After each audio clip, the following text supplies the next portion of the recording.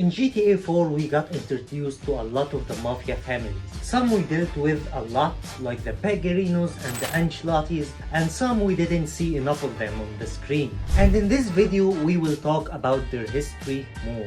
The Pegorino crime family. The Pegorino crime family, led by Jimmy Pegorino, stood on the periphery of organized crime, fighting desperately for a recognition in a world where the 5 Liberty City families held all the power. Born into the criminal underworld of Alderney, Jimmy inherited the family business from his father. Unlike the prestigious families in Liberty City, the Pegorinos were looked down upon, a stain on Jimmy's pride that he was determined to erase by earning a seat at the Commission's table. But what is the Commission? Well, the Commission is a group of the most powerful Mafia families in Liberty City, where they can discuss any conflicts and decide who controls each part of the city, etc. Mainly the point is to keep the peace between the families and make sure that no family is stepping out of the line. And being part of the Commission means power and respect, which Pegorino really wanted. Here's what the plan is.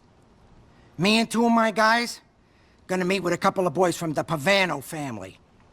I need these guys if we're ever gonna be taken serious. You know, get on the commission. Jimmy's rise to power was fraught with struggles. Despite having a loyal figure like Phil Bill by his side, Jimmy's leadership was marked by a mix of ambition and paranoia. His father's legacy wasn't enough to secure respect, and his constant desire to prove himself led him to make dangerous alliances and bold moves, such as allowing the Pavano crime family to operate on his turf. If the Pavanos is a Liberty City family, what are they doing coming out to Alderney for this meet? I let them operate out here from time to time. Pavanos work a little shy business on this side of the West River. They also control a few bookies. I don't mind them taking a bite. I don't even make them give me a taste. Hopefully they're gonna respect that when it comes time to asking them for a favor. The thing is that they will operate here even if Pegorino liked it or not, because they look down on him and don't take him seriously. He even plotted to undermine the Ancelotti family while trying to build his own influence. But behind the scene, his personal life was crumbling. His son had committed suicide, and Jimmy had begun to treat his bodyguard, Anthony Corrado, as the son he'd lost. I raised that kid like he was my own! I beat him like he was my own son! When my son killed himself, Anthony became my son! His marriage to Angie remained intact, though unknown to her, he had taken a young mistress in Acton. Women just don't understand this life of ours. Shit, sometimes I wish she'd just run off with some other guy. Leave me in peace! You can't be serious. It ain't like she's my only woman. I got a nice little gumaz set up in an apartment in Acton. That little harlot keeps me young. I'll tell you that. Sometimes I feel like I'm having a heart attack with that girl. It was in 2008 when Jimmy's fate would be sealed. Nico Bellic, an ex-soldier looking for work, entered Jimmy's life, recommended by Phil Bill. What began as a simple oversight task turned into a chaotic series of events, starting with a botched deal with the Pavanos, which resulted in the deaths of Jimmy's bodyguards. Nico saved the Pegorino's life, and from that moment he became a key player in Jimmy's fragile empire. In retaliation, Jimmy sent Nico to eliminate Pavano mobsters at an auto erotic car dealership, declaring war on the Pavanos. But Jimmy's troubles didn't end there. The police were closing in, and Jimmy's paranoia reached new heights. Convinced that informants were everywhere, he ordered Nico to kill Anthony Corrado after finding out that Anthony had been wearing a wire. What are you talking about? Speak, you bulking piece of shit! I'm done with you, done with everyone! I'll go, but I ain't going quietly! Mr. Pegorino, I don't know what you're talking about. I came as quickly as I could. Fucking Anthony! What about Anthony? He was wearing a fucking wire! Nico also took out Ray Pacino, another member Jimmy feared had turned against him, without even being sure if he is actually a rat or not.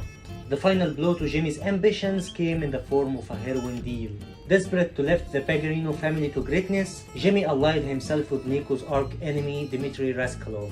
Jimmy wanted Nico to do the deal with Dmitry despite their past. Listen, Mr. Pegorino, I already told you. I got history. No! You listen, you dumb immigrant fuck! I ain't asking you, I'm telling you, do this! Get over your principles. These guys don't hold grudges. Do it or you and me are gonna have a problem. If Nico chose revenge, the deal fell apart and an angered Jimmy sought vengeance. He crashed Roman Bellic's wedding, aiming to kill Nico, but instead he killed Nico's girlfriend, Kate McCreary. Nico, alongside his cousin Roman and friend Little Jacob, tracked him down. In a final confrontation, Jimmy Pegorino met his end. You wanna know something funny? Not really. The commission, the old families, I know some of those guys. And they thought you were a fat fucking joke. Whatever. A joke!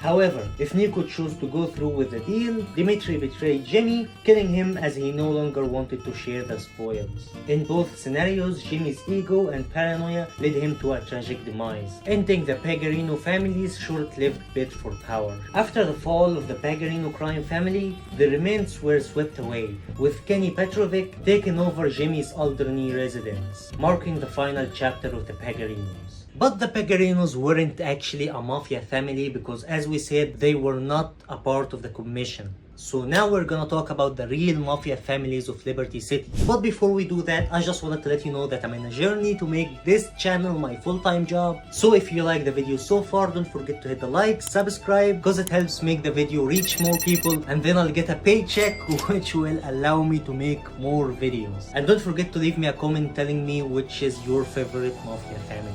Now, the Ancelotti crime family. The Ancelotti crime family, one of the 5 families that formed the commission in Liberty City, traces its roots back to the early 19s. The family built its criminal empire in Alderney City and Algonquin, primarily around the Little Italy area. Over the years, they became known as the weakest family within the commission. In the 1970s, the Ancelottis were engaged in 2 major wars, one with the Gambetti crime family and another with the Messina crime family. During this period, John Gravelli, a key figure in the Gambetti crime family, nearly killed the leader of the Ancelottis, but decided to spare him. Ancelottis? I know these guys 73 years. In 1972, I should have killed his uncle, but I spared him. In 1978, the family's Don died, and his nephew Giovanni Ancelotti took over. At the same time, Gravelli became the new Don of the Gambetti family, intensifying the rivalry. Despite their conflicts, the Ancelottis managed to maintain a good relationship with the Pavano crime family, while the relationship with the Lupisella family remains unclear. By the 1990s, a new crime family, the Pegorino crime family, sought to join the commission. However, the Ancelottis and the other families refused to grant them a seat, sparking a war between the Ancelottis and the Pegorinos. The Ancelottis hired the Albanian mob for muscle due to their status as the weakest family in the commission. In 2008, the Ancelotti crime family remains embroiled in wars against the Gambetti, Messina, and the Pegorino families. The Ancelotti family is now led by Giovanni, with his daughter Gracie becoming an important figure in the family's story. Around this time, Giovanni lent money to nightclub owner Tony Prince, who became indebted to the family. Giovanni used his wife's relatives, Rocco Pelosi and Vince, who worked as soldiers to the family, to threaten Tony multiple times. Oh, the fall. That's a start. I guess we don't have to beat you 2 lovers up. Yeah, good one. See you later. Oh, nice to meet you, Muscles. oh. Fuck, there goes payroll. Who the fuck were those 2 assholes, T? Fine men of the cloth. Who the fuck do you think they are? Ancelotti goons I borrowed money from way back. Never mind. Amateurs. Come on, let's get out of here. Let's go.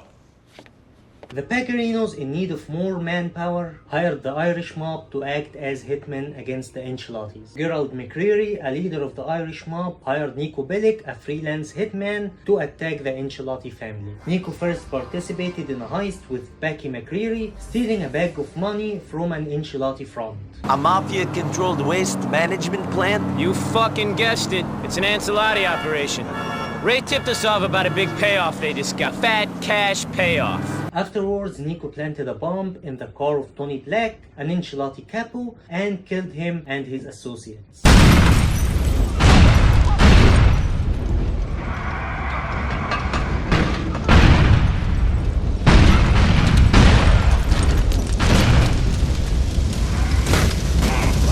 Later, Nico, under orders from Jerry, assassinated Frank Garoni, another Ancelotti capo, while disguised as an Albanian biker. Fucking sneaky scumbag! Tony Black didn't do nothing to nobody who didn't deserve it! What the fuck? We're going to the mattresses for sure! Rocco Pelosi and Luis Fernando Lopez, Tony Prince's bodyguard, were tasked by the family to interrogate a Messina associate for information about enemies within the Messina family. You guys are fucked, okay? The Messinas are gonna be all over your ass! You motherfucker! Luis carried out the killings of 2 targets based on the information obtained. During this time, Nico also kidnapped Gracie Ancelotti as part of a ransom scheme to retrieve diamonds that had been lost in a deal gone wrong. I am Gracie Ancelotti and I... Shut up! Peace at last! Despite Giovanni's initial disbelief that his daughter had been kidnapped, he later sent his men, along with Tony Prince and Luis Lopez, to locate her. Come on. Get up. Get up, you old bastard. Huh? Let's go find Gracie, okay? Okay. Jesus Christ. Oh, shit, Luis. And then Giovanni sent hitmen to rescue Gracie, but the rescue mission failed and Gracie was moved to a new safe house. The Ancelotti family's troubles continued when Charles Matteo, Giovanni's right-hand man and underboss, was targeted by Phil Bill, an associate of the Pegorinos. Matteo had discovered Phil's involvement in sabotaging a cocaine deal between the Ancelottis and the Russian Mafia, led by Ray Bulgarin. Nico was hired to kill Matteo before he could reveal this information to the commission, and he successfully carried out the hit. Don't worry about that!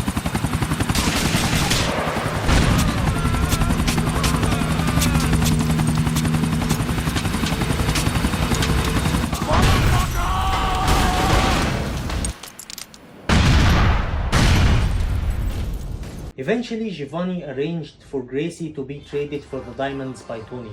Tony, who wasn't being given much of a choice, went to Charge Island with Luis and traded the diamonds for Gracie, who was brought back to Giovanni by Tony. Come back to me, honey. Let her go.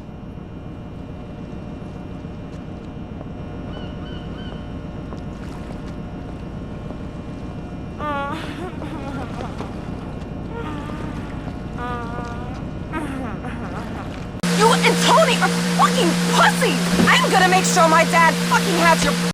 Though the diamonds were lost again in the process. Later, Gracie met Nico again and called for some members of the Ancelotti to help, but they all got killed by Nico. Then Giovanni Ancelotti had a meeting with Ray Bulgarin, and they decided that one more person needed to die for the whole diamond situation to be resolved. The choice was either Tony Prince or Luis Lopez. Rocco Pelosi and Vince were sent to deliver the message to Luis, pressuring him to kill Tony. Instead, Luis killed Vince, sparing Tony's life. You was family, man. But it's either you or all of us. The Russians are coming, man. We don't got time for this gay shit. Fucking pop him already!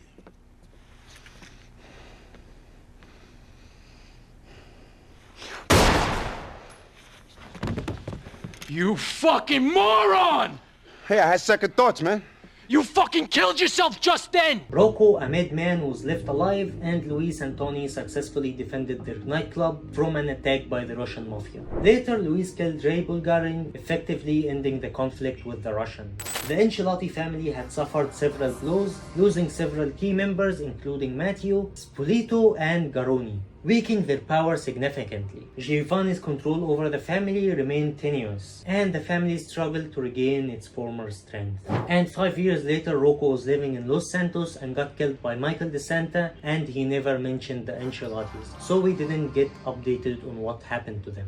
The Lupisella crime family. Well, this family didn't appear much on the screen, so if you're curious you can stay, but if not you can skip to the other families that appeared more in the screen. Lupisella crime family, one of the Liberty City's 5 original Italian mafia syndicates, was established in the early 20th century. Together with the Gambetti, Pavano, Messina, and Ancelotti families, the Lupisellas helped form the commission. By 2008, the Lupisellas are ranked as the 4th most powerful family, making them stronger than the Ancelottis, but weaker than the top 3 families. While the family's early history remains somewhat unclear, by the 1950s, Vincent Lupisella was recognized as its dawn. His rise to leadership was marked by a brutal family feud in which he killed his own brother in a power struggle. The violent act secured his control over the Lupisella crime empire, which managed many key rackets throughout Liberty City under his rule. Despite his ruthless nature, Vincent eventually decided to step down, possibly due to health issues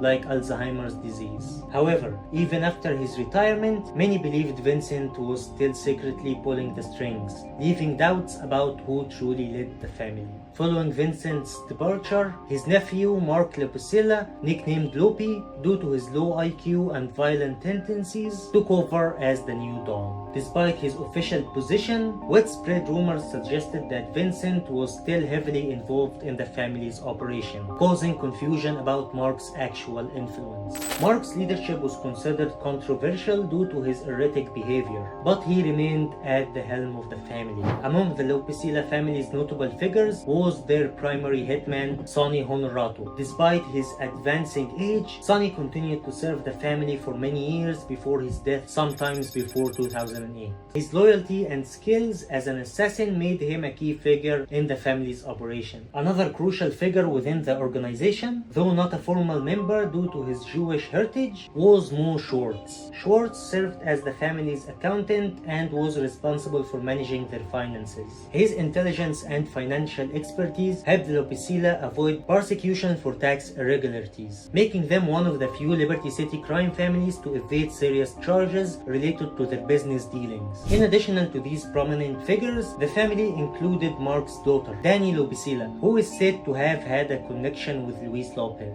I stopped dealing with mobster brats after Danny Lupisella tried to get her daddy to cut my balls off. Called me an asshole, but that was it for me. The Lupisella crime family's power in Liberty City remains significant despite eternal conflicts and leadership issues, and their involvement in the criminal underworld continued to influence the city's landscape throughout 2008 and beyond. The Messina crime family. The Messina crime family is the 3rd most powerful mafia family in Liberty City, based primarily in the broads of Algonquin and Dukes. They also share control of Little Italy with other mafia families. The family is led by Harvey Noto, who seized power after a violent and lengthy eternal struggle. Under his leadership, the Messinas have maintained a significant presence in the criminal underworld, and their influence extends across multiple rackets, including construction, drugs, and high-end prostitution. Harvey Noto's rise to the top of the Messina syndicate came after a bloody battle for control, marking him as a ruthless and strategic leader. His power base is centered in the luxurious Majestic Hotel in Algonquin, where he not only operates but also oversees a high-class prostitution ring. While Harvey rules from the top, the family's inner workings are supported by key figures. The family's underboss and consigliere, Harry Hall, is responsible for managing several of their major operations, including the prostitution racket. Hall also has connections with the Jewish mob, who rent rooms in the Majestic Hotel, hinting at a possible alliance, though they are never directly seen working together. The Messina's capos include Mark Vold and his brother Fredo Vold. Notably, Fredo has been a police informant since 1998, a dangerous position within a mafia family, yet he still managed to hold his rank while secretly betraying the organization. By 2008, the Messina's family's operations are deeply entrenched in Liberty City's labor unions. One notable incident occurred when the family blocked Yusuf Amir from producing with his construction projects. In response, Nico Bellic, working for Playboy X, was hired to eliminate all union workers at Amir's construction site, dealing a significant blow to the Messinas strangled on the labor sector. This is my ticket to the big time, baby. I'm about to make it for real. Yeah? How's that? You know Yusuf Amir, the big real estate developer? Well, I heard on the grapevine that he's run into a heap of trouble with some union cats. This shit is Mafia run, and they all over his construction site with guns and shit. They stopping our men from sending in the scat. Later the same year, the Ancelotti family's Rocco Pelosi uncovered that the head of the Liberty City Transit Authority was working for the Messina family. Rocco exploited this information using Luis Lopez to eliminate several LTA officials connected to the Messinas by blowing them up. This series of events weakened the Messina's grip on city infrastructure. In 2009, the Messinas were further involved in a deception orchestrated by Rudy Di Avanzo, a manipulative associate who tricked Triad member Hung Lee into attacking the family. Di Avanzo led Lee to believe that Jimmy Capra, a Messina made man, was actually an undercover police informant leaking information about the Triads. Hung Lee attacked a meeting between Capra and the Messinas, leading to a violent confrontation that left several Messina gangsters dead. Though Capra survived the assault, the incident strained the leadership between the Messinas and the Xiaoming Triad family, likely bringing their alliance to an end. The Messina family plays a significant role in the drug trade throughout Liberty City, particularly in 2009. They are known for selling a large amount of ecstasy at low prices while buying cocaine at high prices. Their strong presence in the drug market makes them a formidable force. The Pavano crime family. The Pavano crime family is one of the most powerful mafia families in Liberty City, ranked second within the commission. Primarily based in Algonquin, the Pavanos are led by the ruthless and cunning Mary Valvona, a 60-year-old woman who is rumored to have murdered her own husband, the former boss, to take control of the family. Alongside her is Arthur Zappola, her former lover and current consigliere, who many believe might be the real power behind the family, with Mary acting as the front boss to take the heat. Arthur, who is 20 years younger than Mary, was once sent to law school by her, furthering his influence with the family's operations. Mary Valvona's rise to power is marked by a history of criminal involvement that began at a young age. Born in Palermo, Italy, she immigrated to the United States at the age of 10. By the age of 12, she had already been arrested for heroin possession, and her criminal record continued to grow from there, including extortion at 13 and loan sharking at 1977. Following her husband's mysterious death in 1990, possibly due to poisoning, though no charges were ever brought, Mary took full control of the Pavano family. Her tenure as the head of the family saw her rack up multiple arrests, including racketeering in 1998 and tax evasion in 2005. Despite these legal troubles, she has managed to maintain her position at the top of the organization. Mary's personal life has also been a subject of interest and controversy within the family. Many of the Pavano family's top-ranking members have been romantically involved with her, often much younger men. Arthur Zappola, her former lover, is the most notable, but her lovers also include Joe Corolla, who managed the family's heroin operation until his death in 2008. I think I'm pronouncing all the Italian names wrong by this point. Anyway, she's been also involved with Mario Ventrauila, a 21-year-old cat burglar from Algonquin, who is her current romantic partner. This peculiar dynamic has become part of the Pavano family's inner workings, with many of her lovers playing key roles in the criminal enterprises. In 2008, the Pavano family found itself in conflict with Jimmy Pegorino, boss of the Pegorino crime family. Jimmy, desperate to gain a seat on the Liberty City Commission, saw the Pavanos as his ticket in and arranged a sit-down with them at an old refinery. Nico Bellic, a hired gun recommended by Pegorino associate Phil Bell, was assigned to watch over the meeting from a distance with a sniper rifle. However, the meeting turned out to be a setup. The Pavanos attempted to assassinate Pegorino, but thanks to Nico's intervention, Jimmy survived. This betrayal sparked a war between the two families, leading Pegorino to retaliate by sending Nico to wipe out a Pavano crew at Otto Araticar in Alderney City. The Pavano family's influence extended beyond typical mafia operations. Joe Corolla, before his death in 2008, was in charge of the family's heroin distribution ring. Arthur Zappola, the consigliere, managed much of the family's legal and business affairs, possibly acting as an unofficial boss while allowing Mary to take the spotlight. Their control over the criminal activities in Liberty City was broad, with involvement in drugs, racketeering, and extortion. But their ambition to expand their power by aligning with other families and organizations was ultimately thwarted by eternal betrayals and conflicts with rival families like the Pegorinos. Despite her age, Mary Valvona continued to hold power over the Pavano family, maintaining control through a combination of fear, manipulation, and her ability to attract younger men to do her bidding. Her leadership, although unconventional, has kept the Pavano family a significant force within the Liberty City underworld, even as they face challenges from law enforcement and rival families alike. The Gambetti crime family. The mayor will be here in a minute, and I have 2 senators dropping by later. Everyone wants to pay homage to a dying legend. Everyone wants the glamour of a bygone age. The Gambetti crime family is the most powerful of the Liberty City Mafia families and dominate force within the commission. The family is based primarily in Broker, Dukes, and Algonquin, and has long been involved in a variety of lucrative criminal enterprises. Initially led by Sonny Cangellosi, the family's leadership passed to his nephew Jean Gravilli after Cangellossi's death in 1978. Under Gravilli's leadership, the Gambettis rose to even greater power, controlling numerous rackets, including bus lines and window cleaning service, since as early as 1958. I've been working for John Gravelli. John Gravelli, the head of the Gambetti crime family. Shit, Nico, this man is very dangerous. John Gravelli, born in 1923 in Meadow Hills, Dukes, had a long history of criminal involvement. By the age of 12, he was already familiar with the workings of the Mafia, particularly the rival Ancelotti crime family. His first arrest came in 1940 at the age of 17 for possession of gambling records. Over the years, he was arrested multiple times for serious crimes, including grand theft auto, attempted murder, and bribery. He never served prison time. In 1978, Gravelli came close to killing Giovanni Ancelotti's uncle, but chose to spare him, a decision he would later regret. Nico, our friend here, is telling me that the Ancelottis are in league with the Russians. Ancelottis? I know these guys 73 years. In 1972, I should have killed his uncle, but I spared him. And this is how he repays me? Unbelievable!